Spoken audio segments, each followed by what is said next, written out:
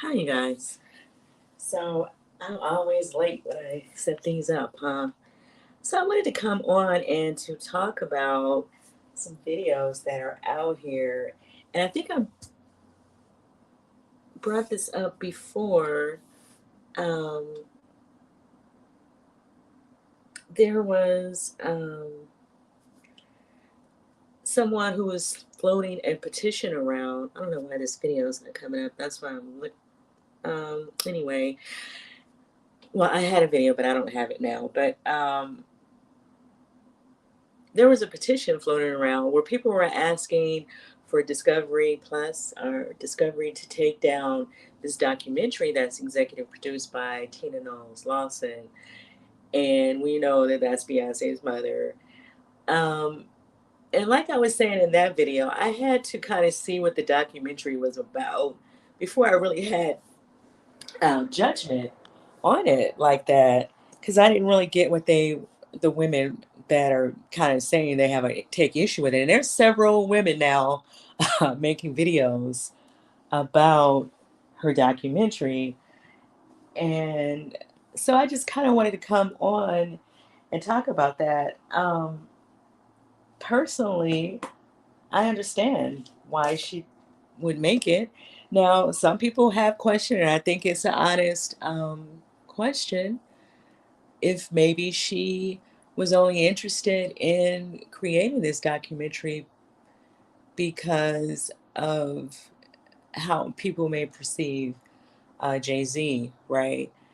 Now, I don't know if that's true. I don't know if that would make her want to run out and call up people and say, hey, I need to put this documentary together because someone asked me about Jay Z. Because she mentioned that some lady asked her about her allowing her daughter to marry a gangster rapper. And of course, there's been debate here about that as well. Is he classified as gay? And like I told you guys, I don't call people that. I don't use all these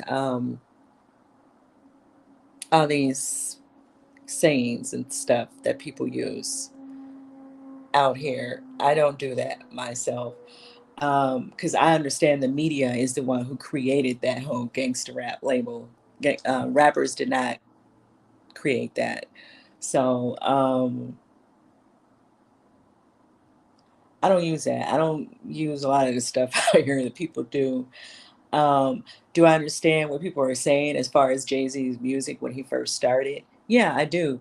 But Jay Z also, he honestly came out of a certain environment. So a lot of them were going to talk about things that they understood from the position they were in at that time. I understand that as well. But I'll also understand that I can allow him the opportunity to grow, to make the mistakes that he's going to make and to move on and to learn from and move on. And I think people can honestly say that they have seen growth in Jay Z. He's not talking about the same things. He's not doing the same stuff. Um, and he's definitely tried to push himself in other directions to separate himself from whatever image you guys may have of him in his earlier career as a rapper. Um, and I think that people should separate that as well. I think it's fair in what she's saying that okay, he may have said those things in his earlier on in his career, but you could see that even in his music there was some growth towards the end of it, and that he started moving into the business world. And so I think what she's saying is fair as well. Like he is not just the the earlier music that you guys want to just kind of classify him as a gangster rapper. And I mean, am I right? His latest music, you are not hearing him talk about certain stuff, uh, right? That he probably would have been talking about in 99 or 95 or whatever.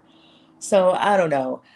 I don't know if that's the reason she ran. She like, oh my God, somebody thinks Jay Z's a gangster rapper. Let me go make a documentary. I don't think that that's totally the reason that she did that. Um, it may be a part of it because it probably lends to her understanding that black men are labeled a certain way, and it's very hard for them to come from out of those labels because some people just don't want to do that. And sometimes it's internal. Sometimes it's other Black people who do it as well, right? People have elitist, or they try to have elitist mindsets towards other Black people. And so it's a ball of stuff. It's a bunch of stuff. It's not just that. Now, I want to play a little bit of what Chrissy had to say, because she's one of the people here on YouTube who had a lot to say. There's a couple other ladies as well, but I'm not going to get off into them. But like I said, I see a lot of people making videos around this, and even like I was saying about sheep over there, you know, the way he was trying to say that Remy Ma can't come from where she came from and go through the things that she's gone through and now learn from that and then move it to a different direction. He still did not want to give her that. And I don't think that that's right. Like I said, if we could do that for Jay-Z, we could do that for any of these rappers. And we should expect growth from anyone, right? Like from ourselves and from other people as well. I don't think that you should just label people unless you really have a reason to label them a certain way. And I think that's what the documentary is saying. That's why I'm saying, and that's why I'm going to say I don't have an issue with the documentary. I don't see the problem with it, because I think that we do need to see um, fair interpretations of Black men. All Black men are not doing the same things. Just because you guys see some of these Black athletes doing certain things do not mean that they're all doing it. And I'm not saying everything that they're doing is necessarily negative, but even the stuff that you don't deem as negative, it's still not every Black man's story. Okay, it's not every Black man's story how he's going to spend his money and who he's going to marry and blah blah blah. But too often people want to paint stories one way, and then they won't allow anything else to happen. And I was going to say this in a different video, because there's another story that I want to touch on. Maybe I'll just add it into this one. I don't know. It's going to depend on how I feel. But what I'm going to say, I'm going to play Chrissy right now and let you guys hear like what she's trying to say, what she's taken from the documentary. And my thing is, I think Miss Tina is right. I think that we do need to have various views of Black men. We should not have one look at Black men and all of it is negative, right? And for the record, Chrissy, you could turn on the news and see all that stuff that you want to see anyway. All that you're talking about that they're doing is out there. And that's how you know about it, because it's being put out there. And that's the point. You may not, even as a Black woman, you may not be aware that there are Black men who do take care of Black families. There are, and so that's the point.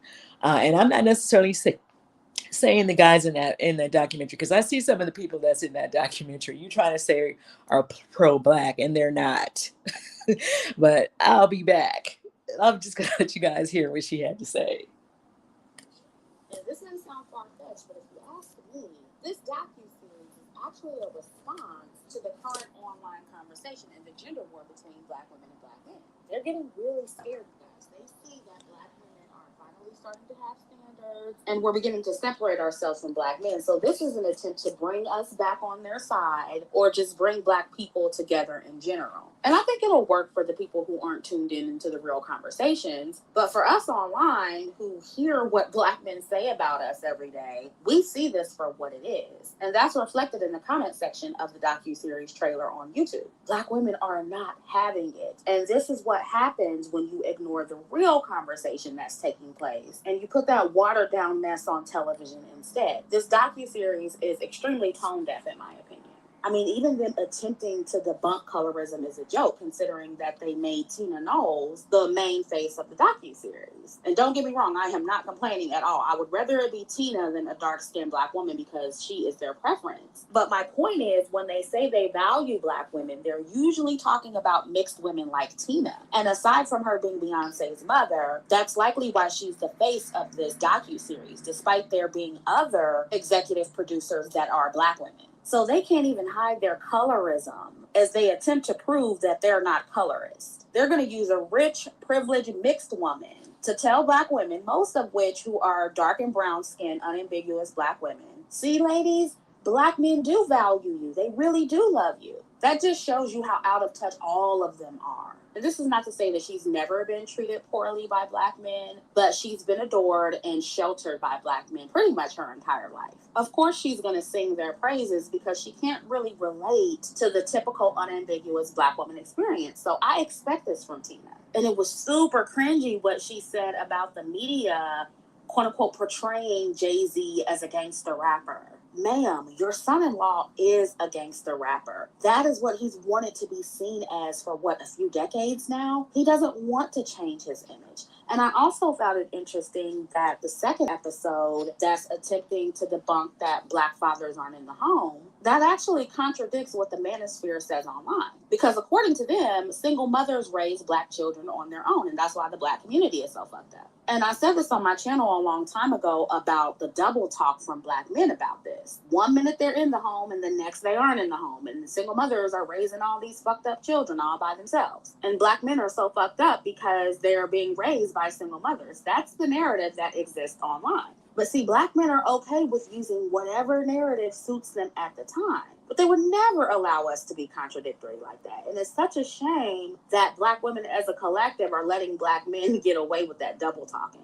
We allow black men to get away with contradicting themselves a lot because they can't be involved and uninvolved at the same time as fathers. I mean, how does that even work? But notice how black men online, they aren't pushing back against this documentary at all, even if it's contradictory to what a lot of them say online, because it's mostly in their favor. Black men don't push back against anything that makes them look good. And that is what I want the main takeaway to be from this video. Black men as a group are not complaining about this docuseries, and they don't complain about their corrective promotion like black women do. I saw on Instagram that black menswear was in the documentary. And I've heard about them before. It's basically where a bunch of black men, they put on suits and they come together, they congregate or they march or they protest around different cities in their suits to create the narrative that they have their shit together and they are not dangerous and they are distinguished, classy black men. And obviously, if they don't actually mobilize and create infrastructure and become what they're trying to be seen as and become the main face of black men as opposed to Pookie and Ray Ray, who in fact are most of them, wearing suits alone won't change how they are perceived by the larger society, i.e. white people.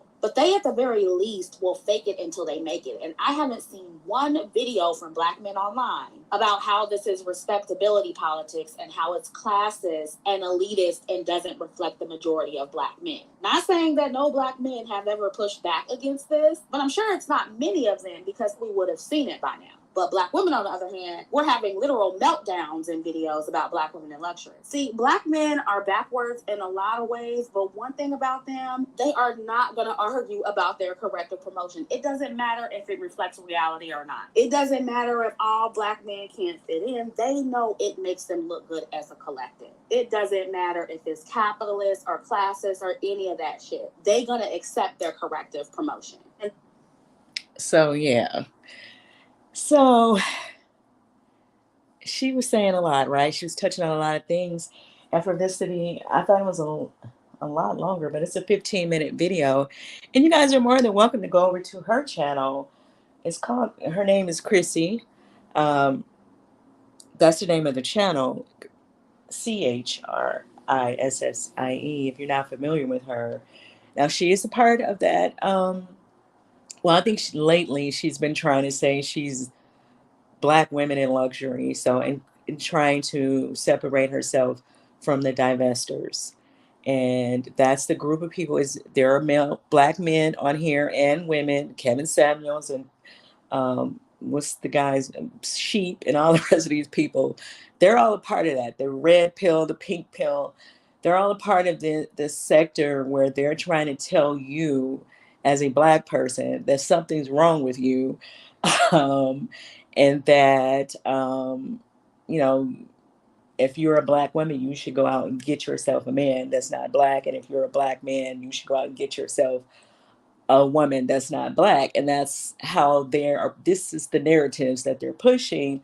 And her whole thing is to push black women, this black luxury ideology that somehow black women deserve all of these things, all of this material stuff. And the only way you're going to get that is to go out and marry someone who understands all of that, as in to say, you know, the black man is not making money in this country, which is true, right? We understand that. But there are also women who can go out and just get these things for themselves. They don't necessarily have to marry anybody to have these things. And so the stuff that she push, it makes sense, and at the same time, it don't. And it is what it is. Sometimes she makes points, and sometimes she is really just pushing. Like I said in that other video about sheep. These people just wake up to hear themselves talk and complain about things. I think, like I said, Miss Tina is right. There needs to be more than one view of black men in this country. I've said this more than one or two or three times in topics that have come up from even from the Sierra and Russell conversation. Why would Russell marry Sierra and all of this stuff? And, it's because people don't want to, and it's sad because it's normally people who look like you. They may not necessarily be you, and that's another whole nother topic that Tariq Nasheed has already touched on as well. Like, some of this stuff is not even us. It appears to be us, but it's not us. And some of that, and so you have to be careful just listening to all these people, because you never really know what their true intentions are and where they're really coming from, and why they feel a certain way about seeing black people a certain way, right? They always want to see and hear the negative. Like, if we can promote the negativity that goes on, and she's going to do that for you over on Chrissy's channel. She's going to let you know what these black men out here doing. Okay, so if you're going to handle that part of it, why is it wrong for Miss Tina to then handle one documentary? Now, the lady is not out here pushing this every day. She has one documentary that started February 12th, where she's trying to say that we need to also uplift some of the positive images that are out here. Um, because unfortunately, Chrissy, what you're saying is not always, everything is not cut and dry like that. There are black men, like I said, who have raised their families, um, who have been in the household with their black wife and black children. As hard as it is to imagine, um, as hard as it is to wrap your mind around it, because you don't see it. I get it, and that's a part of it. Like, the agendas of people not wanting you to see that, and I've said that before, and I think that there is, and I said what I said. I honestly think there is an agenda, because we don't see it, and you have to wonder why that is. Okay, so people can get upset and think I'm not saying anything against who you are, whatever, however you got here or whatever. I'm just speaking a fact, and the truth is just the truth. At the end of the day, you don't see these images. You have seen the TV programming change, the look of what a family is supposed to look like, and there is really no representation anymore. When we were barely just starting to even get the representation, people don't realize that, like, the 70s was the first time you really did not see black people in a derogatory manner, right? Where they were not maids, butlers, and having their eyes poked out, performing, in some club for people who wouldn't even let them walk through the front door. And so when people get upset over Black History, no, Black History Month is necessary. It's necessary for you to understand today, for you to understand why we're in the position we're in today. You need to understand where we came from. So people can get mad about that all they want to. You can't handle the conversation. You don't have the strength to handle the conversation. That's you. But these things are real, and people need to talk about them, because it's all relevant. And I think that what she is saying with this documentary is relevant to me. All black men are not the same. Sorry, we're not going to do that. We're not going to sit here and say that everything, the Pookie Ray Ray image of these guys running around making all these babies. And the other part of that is that people never want to act. People always want to act like that's a black conversation. It's not. If you really want to be honest, Nick Cannon didn't have 8 babies with black women. That's really not our conversation. Okay, what you guys are looking at, you're looking at him, and you're trying to make that my business, and it's not my business. These women want to sit around and have babies with him knowing that he's going to financially take care of them, and that's their business. That's not a black conversation at the end of the day, but you guys keep trying to make that sound like it is. And that's another documentary that need to come out here, since we talking. um all of these conversations are not always on us, but somehow people try to paint them as if it is a black conversation, and it's not. Some of these guys are not even making kids with black women. So these single mother households are not even black single mothers. Okay, so let's be clear about that. And their child is half black. The child is not black, and I am not responsible for the child.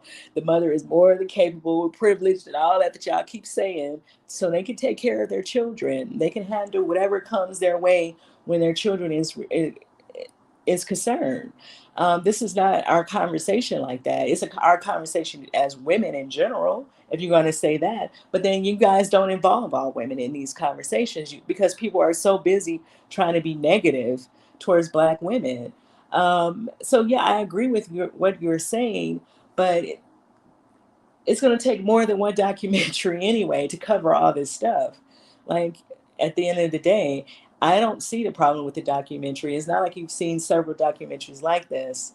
So, and like I said, all those guys, Sway and Billy Porter is in there. His husband is white. I have never seen Sway with a black woman.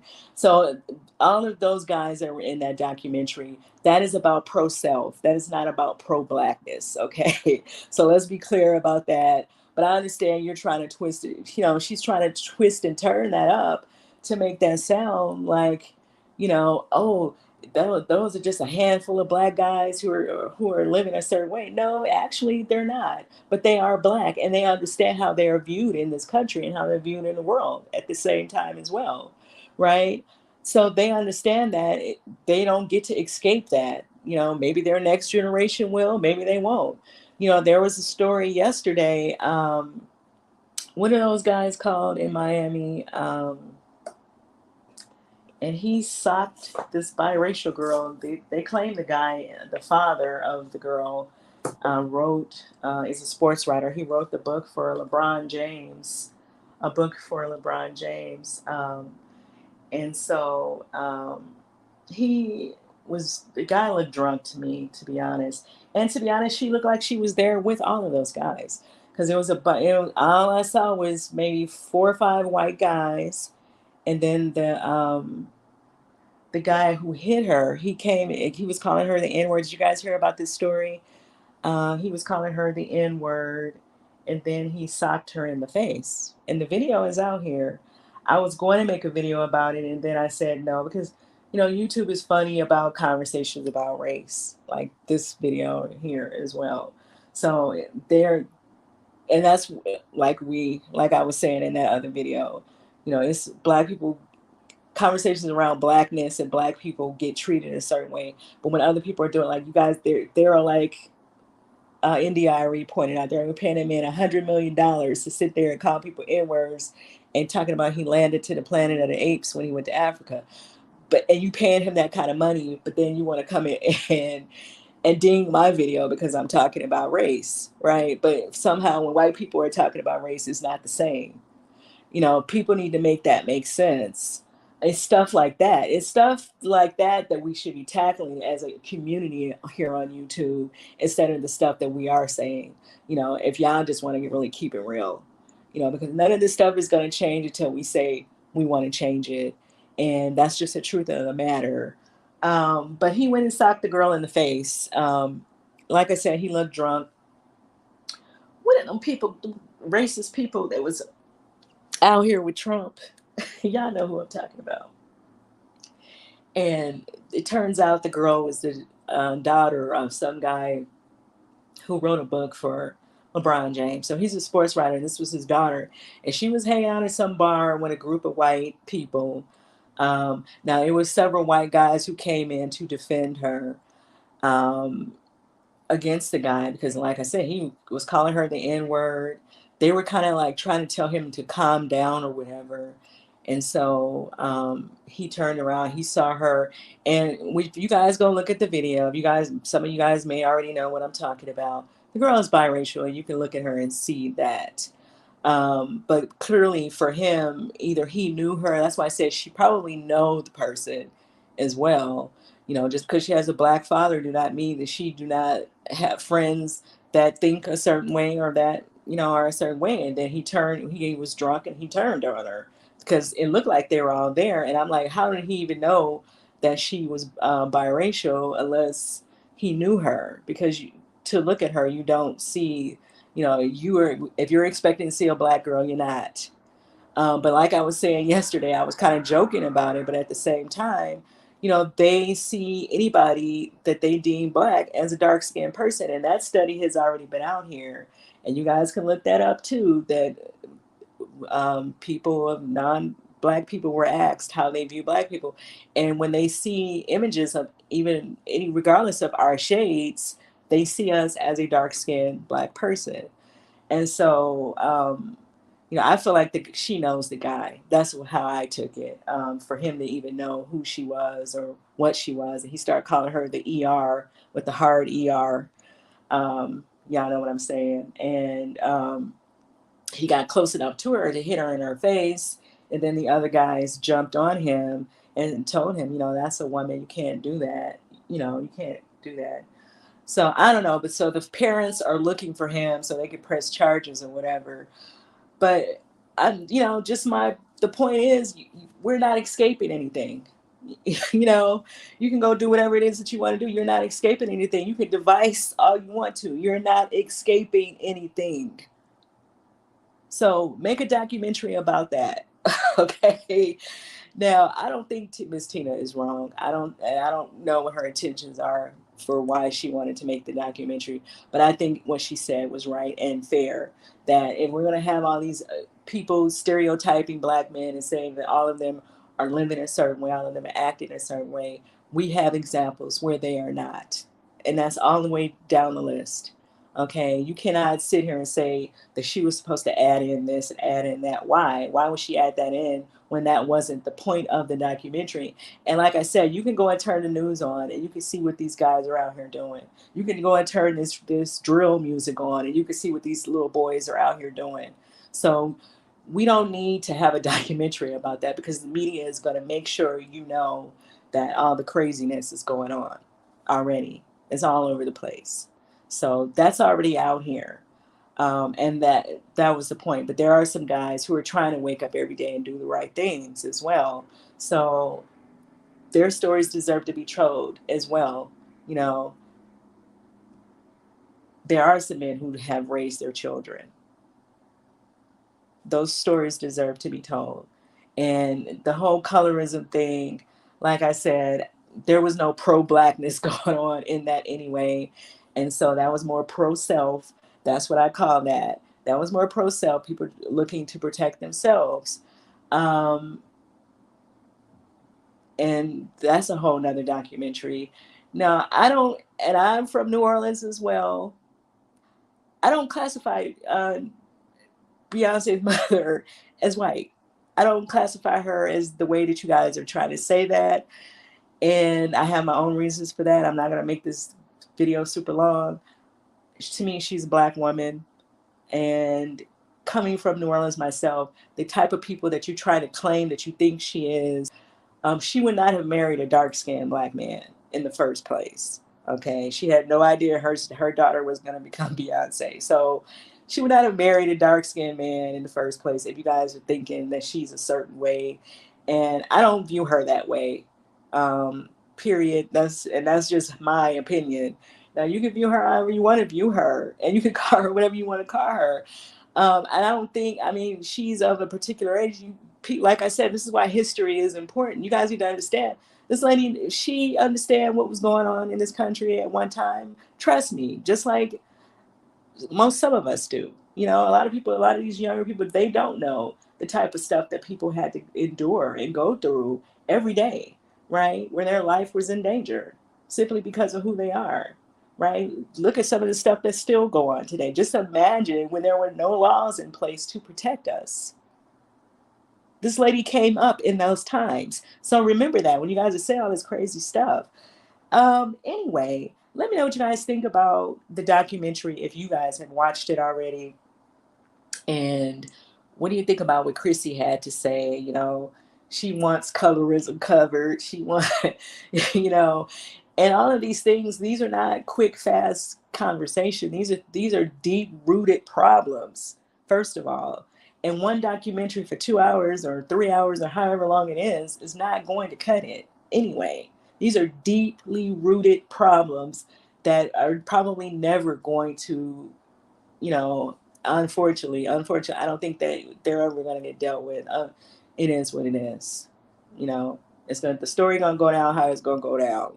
And I just, you can't touch on stuff like that with 30 minutes. And I don't think that that was the point of the documentary. The point was about imaging and about speaking up for more positive images of Black men who are in positive positions, who are doing the right things, and who would like to teach younger kids to do more uh, things that way, to do things in a positive way, to make sure that these kids have these images so they can see that you can also be successful if you're not doing it the way so and so is doing it, right? So I think that was the point of the documentary. It wasn't about all that stuff y'all want people to talk about over in the device sector. And even some of that stuff, y'all not gonna like it, but some of that stuff need to get broke down too. Like, because there's too many Black girls out here right now getting killed by these guys that are not Black, and these stories keep popping. It's another one of those stories out here as well. So talk about that, Chrissy.